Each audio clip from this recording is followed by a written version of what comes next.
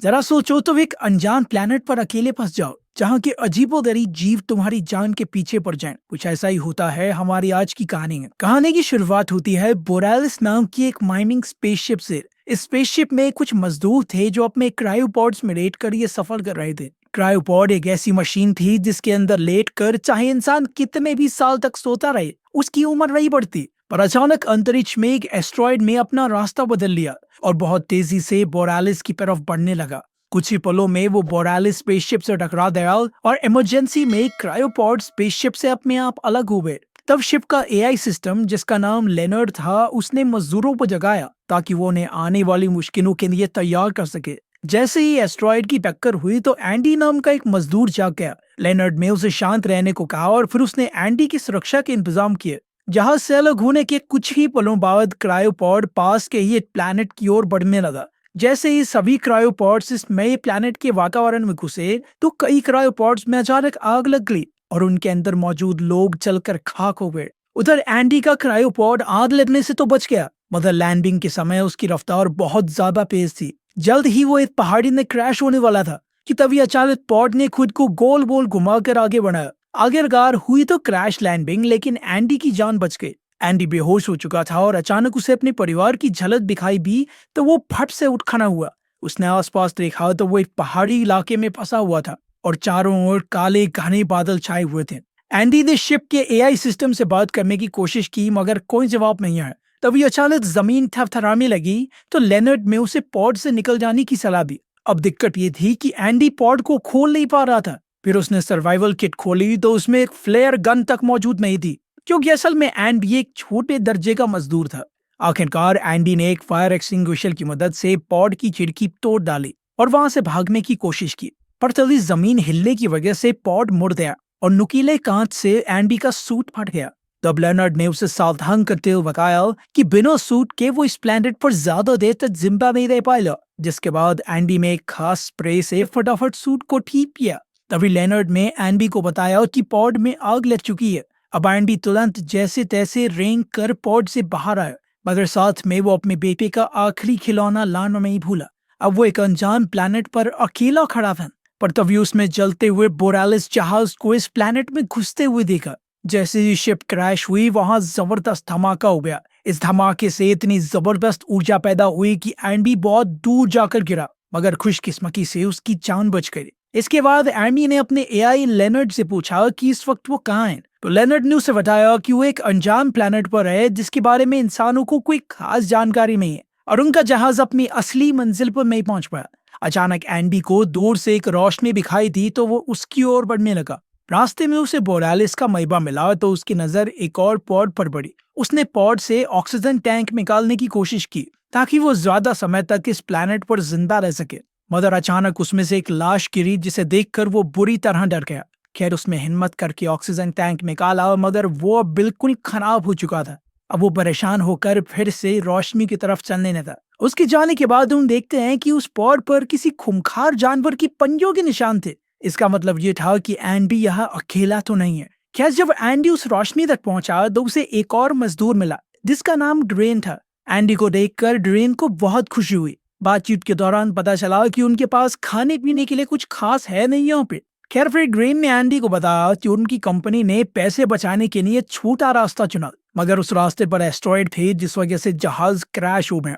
Grain communications department में काम करता था इसलिए वो धरती पर सिग्नल भेजकर मदद मांगने वाला था ताकि उन्हें बचाने के लिए रेस्क्यू शिप भेज दी जाए। उसने एंडी को बताया कि इस सिग्नल को धरती पर पहुंचने में 8 महीने लगेंगे। अगर उन्होंने सबसे तेज रेस्क्यू शिप भी भेजी तो भी उन्हें यहाँ तक पहुंचने में 2 साल लगेंगे कम से कम। अब ग्लेन ने कहा कि उन्हें दक्षिण दिशा में जाकर बोरेलिस का दूसरा मलबा ढूंढना होगा और जब तक वो इस प्लेनेट पर फंसे हुए हैं तब तक वो वहां पर जिंदगी गुजार सकते हैं। ये सब सुनकर एंडी तो बेचारा हिम्मत ही हार गया पर ड्रेन ने उसे जैसे तैसे हौसला दिया। अभी अचानक एंडी का पैर लगने से ड्रेन के सिस्टम की एक तार निकल गई। जैसे ही एंडी उसे जोड़ने के लिए मुड़ा तो अचानक एक खूंखार जानवर एक ही पल में ड्रेन को उठाकर ले गया। इधर एंडी को इसकी भनक तक नहीं लगी। उसे समझ ही नहीं आया कि ड्रेन कहाँ गया। खैर उसने धरती पर सिग्नल भेज दिया और फिर वो ड्रेन की बंदूक उठाकर अकेला ही बोरेलिस का दूसरा हिस्सा ढूंढने निकल पड़ा। कुछ ही समय में उसके ऑक्सीजन टैंक में ऑक्सीजन बहुत ज्यादा कम रह गई थी लेकिन फिर भी वो आगे बढ़ रहा था। तभी अचानक उसके रेडियो पर एक नई आवाज आई। ये नायोमी नाम की एक लड़की थी। उसने एंडी को बताया कि उसकी टांगें पॉड के नीचे फंस गई हैं और साथ ही उसे अपनी लोकेशन भी भेजी। तभी लेनर्ड ने एंडी को सावधान किया कि जिस इलाके में नायोमी है उसके हिसाब से वो इलाका काफी खतरनाक है। वहाँ ढंग से कुछ भी दिखाई नहीं देगा और वहां तक पहुंचने में एंडी की सारी ऑक्सीजन खत्म हो जाएगी। फिर लेनर्ड ने उसे उनके जहाज के बचे कुछ हिस्से तक पहुंचने की हिदायत दी ताकि हैन भी पहले अपना ऑक्सीजन टैंक भर सके। मगर तब नायोमी ने उससे मदद की गुजारिश की और कहा कि उसके पॉड में उन दोनों के लिए ऑक्सीजन है। तो एंडी हमारा पिघल गया और उसकी मदद करने को राजी हो गया। लड़की का चक्कर ऐसा ही होता है भाई, ऑक्सीजन है नहीं, अपनी जान मुसीबत में डाल के जान लड़की बचाएंगे हम। अब एंडी उसकी ओर बढ़ रहा था तो वो दोनों बातें करने लगे। फिर कुछ ही घंटों में रात हो गई पर एंडी को कुछ अजीब महसूस होने लगा। उसे लगा कि जैसे अंधेरे में कुछ चल रहा है। तो उसने लेनर्ड को ये इलाका स्कैन करने को कहा। मगर लेनर्ड एक पुराना एआई मॉडल था जिसे कंपनी पैसे बचाने के लिए इस्तेमाल करती थी और वो ये काम कर ही नहीं पाया। खैर अब 1 घंटे बाद एंडी को चलते चलते इस बार फिर से अंधेरे में किसी के होने का एहसास हो रहा था। फिर उसने नायोमी को ड्रीम के गायब होने के बारे में बताया और सोचने लगा कि उसके साथ क्या हुआ होगा। तभी एंडी की नजर पैरों के अजीबोगरीब निशानों पर पड़ी और उसका पीछा करते हुए वो एक छेद तक पहुंचा जो चारों ओर से मकड़ियों के जाल से घिरा हुआ था। ये देखकर वो काफी घबरा गया और उसने तुरंत नायोमी को बताया कि शायद इस प्लेनेट पर ये मकड़ियां हो सकती हैं। कैराबैन भी तेजी से अपने कदम बढ़ाने लगा क्योंकि उसे खतरे का एहसास हो गया था। रास्ते में उसे ऐसी मकड़ियों की जाले मिल रहे थे। यार फिर नायोमी ने उससे पूछा कि वो इस तरह मजदूरी करने वो क्यों राजी हुआ। ये सुनकर एंडी को अपने बीते हुए कल में अपनी पत्नी और बेटे के साथ हंसी खुशी से बिताए हुए पल याद आ गए। एमी ने नायोमी को बताया कि उसकी पत्नी और बेटा उसे छोड़कर चले गए। उसी पल अचानक उसे किसी के गुर्राने की आवाज सुनाई दी तो वो डरते हुए इधर उधर देखने लगा। तभी लेनर्ड ने उसे बताया कि उसके आसपास कई सारे ट्रैकर्स मौजूद हैं और हैरानी की बात तो ये थी कि ये ट्रैकर उनके साथियों के थे जो बेचारे पहले ही मर चुके थे। जैसे ही वो ट्रैकर के नजदीक पहुंचा उसने फ्लेयर गन चला दी ताकि उसकी रोशनी से वो ढंग से देख सके। फ्लेयर की रोशनी में एंडी ने जो देखा वो देखकर उसके पैरों तले जमीन खिसक गई। उसके सामने बहुत बड़ी मकड़ियां थी जिनकी बिच्छुओं जैसी पूंछ थी और वो सभी तेजी से एंडी की ओर बढ़ रही थी। बकरी ने ऊपर से उसका पीछा किया मगर एंडी बस भागता रहा और अचानक एक पहाड़ी की चोटी से नीचे गिर गया। न जाने कैसे मगर एंडी इतनी ऊपर से गिरने के बाद भी बच गया। उधर वो मकड़ी ऊपर से गुर्रा रही थी मगर एंडी के साथ नीचे नहीं कूदी। अब एंडी में नायोमी को इन मकड़ियों के बारे में खबर दी। दरअसल वो ट्रैकर्स जो उसे दिखाई दे रहे थे वो उसके साथियों के थे। इन्हें मकड़ियां खा गई थी तो अब वो सिग्नल उनके पेट से आ रहा था। अब एंडी ने देखा कि उसके सूट से ऑक्सीजन बहुत तेजी से लीक हो रही थी तो उसने स्प्रे की मदद से लीकेज बंद की। अभी अचानक उसे रेडियो पर ड्रेन की हल्की सी आवाज सुनाई दी। ड्रेन ने एंडी और नायोमी को बताया कि वो इन खतरनाक मकड़ियों का सामना कर रहा है। तब नायोमी ने एंडी से कहा कि वो ड्रेन की मदद करने जाए लेकिन पहाड़ी से नीचे गिरने के बाद एंडी का जीपीएस खराब हो गया था। तो नायोमी ने उसे रेडियो पर ड्रेन तक पहुंचने का रास्ता बताया। आखिरकार एंडी ड्रेन तक पहुंच गया लेकिन तब तक वो मकड़ियों से घिर चुका था। ड्रेन ने चिल्लाकर कहा कि उसके पास एक प्लान है लेकिन इससे पहले कि वो कुछ करता एक मकड़ी ने ड्रेन पर हमला कर दिया। अब एंडी तुरंत एक पॉड के पीछे छिप गया और उधर मकड़ी ड्रेन को बेरहमी से मारकर खा गई। अब एक और मकड़ी एंडी की सोहम्ब लेकर उसकी ओर बढ़ रही थी। उसी वक्त नायोमी में पास के ही दूसरे पॉड की लाइट जलाकर उसका ध्यान भटका। इसी मौके का फायदा उठाकर एंडी किसी दूसरे पॉड में छुप गया लेकिन वहां भी किसी की लाश सड़ रही थी। तब एंडी में नायोमी को उसके पॉड की लाइट बंद करने को कहा मगर नायोमी के दिमाग में कुछ और ही चल रहा था। उसने एक ही बार में सभी पॉड्स की लाइट जला दी जिससे मकड़ियां पॉड्स की तरफ आकर्षित हो गई और इधर एंडी मौका देखकर भाग निकला लेकिन फिर भी एक मकड़ी उसके पीछे आ गई और अंत में वो एक धुंधले इलाके में आ पहुंचा। तब एंडी में नायोमी को जल्द से जल्द अपने पॉड से बाहर आने को कहा मगर नायोमी अब भी फंसी हुई थी। अब नायोमी काफी घबरा गई थी तो एंडी ने उसे प्यार से एक गाना सुनाया जो वो अपनी बीती जिंदगी में अक्सर गाया करता था। इसके बाद नायोमी ने कहा कि ड्वेन मर चुका है और अब इस प्लेनेट पर 2 ही लोग जिंदा बचे हैं। इधर एंडी धुंध वाले इलाके से निकल रहा था कि वो सोच में पड़ गया कि अब मकड़ियों ने उसका पीछा क्यों छोड़ दिया। खैर तभी उसके सामने बैंगनी रंग के बेहद सुंदर जुगनुओं का झुंड आया। इसे देखते ही वो एक पल के लिए वही थम गया मगर अचानक वो सभी जुगनू गुस्से से लाल हो गए और उन्होंने एंडी पर हमला बोल दिया। एंडी जैसे तैसे अपनी जान बचाकर वहां से बाहर निकला। तब नायोमी ने कहा कि हो सकता है मकड़ियां जुगनुओं से डरती हों इसीलिए उन्होंने एंडी का पीछा नहीं किया। इससे पहले कि एम्बी कुछ कहता, अचानक जमीन से एक विशाल जानवर का मुंह बाहर निकला और एक ही बार में एंडी को निगल दिया। उसी पल एंडी की आंखों के सामने उसके परिवार की यादें घूमने लगी। इसके बाद एंडी उस जानवर के शरीर में अंदर था तो उसमें लेनर्ड से मदद मांगी। उस जानवर के शरीर का अंदरूनी हिस्सा देखकर उसे लग रहा था कि शायद अब उसे दिल का दौरा पड़ रहा है। खैर कभी लेनर्ड ने एंडी के सूट से एक जहरीली गैस छोड़ दी, जिस वजह से उस जानवर का पेट अंदर से जलने लगा और उसने उसी पर उल्टी करके एंडी को बाहर फेंक दिया। इसके बाद एंडी लड़खड़ाता हुआ आगे बढ़ा तो वो एक गुफा जैसी जगह पर गिर गया जो पूरी तरह से जुगनुओं से भरी हुई थी। सभी जुगनुओं ने उसी पल उस पर हमला बोल दिया तो एंडी तुरंत भागकर दूसरी तरफ से बाहर आ गया। उसके जाने के बाद जुगनुओं ने उसका पीछा नहीं किया। अब एंडी के सूट में बेहद कम ऑक्सीजन बची थी, लेकिन फिर भी वो जहाज के दूसरे हिस्से पर जाने की बजाय नायोमी की तरफ जाने लगा। आखिरकार जैसे ही वो नायोमी तक पहुंचा उसी पल उसकी ऑक्सीजन खत्म हो गई। नायोमी ने तुरंत उसे अपने टैंक से ऑक्सीजन दी और फिर एंडी ने नायोमी की फंसी हुई टांगे निकालने की कोशिश की, लेकिन उसके शरीर में इतनी ताकत नहीं बची थी। उसने कुछ औजारों की मदद से जैसे तैसे नायोमी को आजाद किया और वो दोनों तुरंत पोर्ट से बाहर आ गए। इसके बाद एंडी ने एक लोहे का टुकड़ा नायोमी की टांग से बांध दिया ताकि उसे चलने में और सहारा मिल जाए। फिर उन दोनों ने मिलकर नायोमी के पोर्ट से काम की चीजें इकट्ठा की और तब नायोमी ने उसका शुक्रिया अदा किया क्योंकि वो जहाज में जाने के बजाय उसे बचाने आया। कुछ ही बनों में मकड़ियों का झुंड वहां आ पहुंचा। इन्हें देखकर वो खुद बाहर निकले। कुछ देर दौड़ने के बाद वो दोनों गिर गए और अब एक मकड़ी उन पर हमला करने को तैयार थी। अभी नायोमी ने उस पर अपनी फ्लेयर गन चला दी, जिससे वो खूंखार मकड़ियां उन्हें छोड़कर फ्लेयर गन की तरफ भागने लगी। इस मौके का फायदा उठाकर वो दोनों बोरालिस के दूसरे हिस्से में जा पहुंचे। अगर अब नायोमी से दरवाजा बंद नहीं हो रहा था क्योंकि कंट्रोल सिस्टम में गड़बड़ी आ गई थी। फिर काफी कोशिशों के बाद वो दरवाजा बंद करने में कामयाब रही, जहां एक मकड़ी उसके बीच में कटकर मर गई।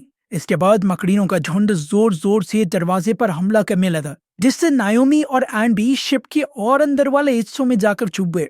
वहां इमरजेंसी लाइट चल रही थी, जिसका मतलब ये था कि बैकअप जनरेटर अब भी चल रहा था। नायोमी को जहाज के सभी रास्ते पता थे, इसलिए वो आगे बढ़ी और इधर एंडी शिप के बारे में ज्यादा कुछ नहीं जानता था, इसलिए वो नायोमी के पीछे चलता रहा। कुछ ही पलों में उन्हें एक कैबिन मिला जिसके अंदर ऑक्सीजन मौजूद थी और साथ ही उनके जरूरत का सारा सामान भी। उस कैबिन को खोलते समय अचानक उन्हें खून की धार बहती दिखाई दी और वो समझ गए कि एक मकड़ी बोरालिस जहाज में घुस चुकी है। वो दोनों तुरंत छुप गए और उन्होंने मकड़ी को अंडा देते हुए देखा। फिर मकड़ी ने अंडे को जालों से ढक दिया और उसके खाने के लिए साथ में एक लाश रख दी। ये सब देखकर एंडी को बहुत घबराहट महसूस हुई। इधर मकड़ी को उनके वहां होने की भनक नहीं लगी और वो चुपचाप वहां से चली गई। अब जैसे ही नायोमी और एंडी बाहर आए तो अचानक पीछे से एक दूसरी मकड़ी ने उन पर हमला बोल दिया।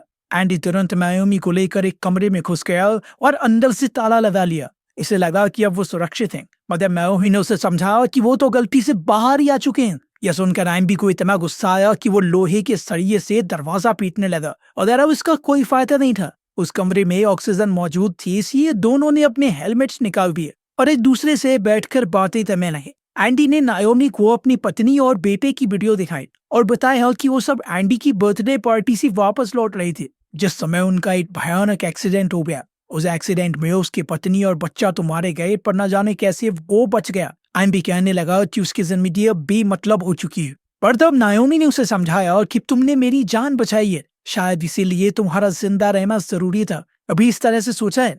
नायोमी ने कहा कि उसका तो लोगों पर से विश्वास ही उड़ गया था, पर एंडी को देखकर उसकी उम्मीद फिर से जाग गई है। ये कहकर नायोमी ने उसे गले लगा लिया, पर तभी उसने देखा कि एंडी के सूट पर कुछ जुगनू चिपके हुए थे और तभी अचानक बाहर से मकड़ी में दरवाजा तोड़ डाला और अंदर घुस आई। उसी समय नायोमी ने जुगनू का वो छत्ता तोड़कर मकड़ी की ओर फेंक दिया, जिससे मकड़ी उसी पर पीछे हट गई। एंडी और नायोमी मौका देखकर भाग निकले, मगर वो कार्बो के गड्ढे में गिरते गिरते बचे। पर तभी पीछे से मकड़ी फुल स्पीड में भागती हुई आई, जिस वजह से वो मकड़ी के साथ नीचे गिर गए। अब मकड़ी फिर से उन्हें मारने दौड़ी तो एंडी ने नायोमी का स्प्रे मकड़ी की ओर फेंक दिया। मकड़ी ने जैसे ही स्प्रे को चबाया तो धमाका हो गया, जिससे एक पल के लिए वो सुन्न हो गए। वहीं मौका देखकर नायोमी और एंडी भाग निकले। फिर एंडी ने इस मकड़ी को एक पॉड के नीचे कुचलकर मारने का प्लान बनाया। उसने नायोमी को मकड़ी का ध्यान अपनी ओर खींचने को कहा और खुद एक पॉड को ढूंढने लगा। तब लेनर्ड ने उसे खबर दी कि एक पॉड इस वक्त उनसे 2 फ्लोर ऊपर मौजूद है। अब एंडी जैसे जैसे चढ़कर उस पॉड तक पहुंचा और इधर मकड़ी नायोमी पर हमला कर रही थी। नायोमी की मदद के लिए एंडी ने सभी लाइट्स बंद कर दी और नायोमी मकड़ी के हमले से बचकर भाग निकली। इसके बाद नायोमी को इमरजेंसी लाइट्स मिली तो उसने उन्हें जलाकर मकड़ी का ध्यान भटकाया।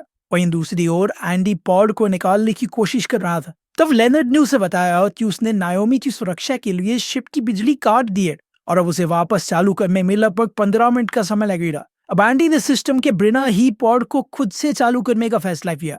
उधर नायोमी एन वक्त पर अपनी लाइट्स के सहारे बकरी को पॉड के भी कोई नीचे ले आई। अब एंडी ने पॉड को चालू करने के लिए उसे अपने सूट से कनेक्ट कर दिया। लेनर्ड ने बताया कि इस तरह उसके एआई सिस्टम में शॉर्ट सर्किट हो जाएगा, यानी फिर लेनर्ड हमेशा के लिए बंद हो जाएगा, उसकी मदद आगे नहीं कर पाएगा। इसके साथ साथ इतनी ऊपर से नीचे गिरने पर एम्बी के जिंदा बचने के चांसेस भी काफी कम थे। मगर ये सब जानने के बावजूद एम्बी ने अपनी जान खतरे में डालकर पॉड को नीचे गिरा दिया, जो सीधा उस मकड़ी पर जा गिरा। उसी पल एम्बी की आंखों के सामने वो एक्सीडेंट आ गया जिसमें उसके परिवार की जान गई थी। पॉड के गिरते ही मकड़ी उसके नीचे कुचल कर मारी गई, मगर इतनी जोर से नीचे गिरने पर एम्बी बेहोश हो गया था। उसी पल नायोमी उसके पास पहुंची और फूट फूट कर रोने लगी, क्योंकि उसे लग रहा था कि एंडी मर चुका है। लेकिन कुछ ही पलों में अचानक एंडी को होश आ गया और नायोमी ने उसे कसकर गले लगा लिया।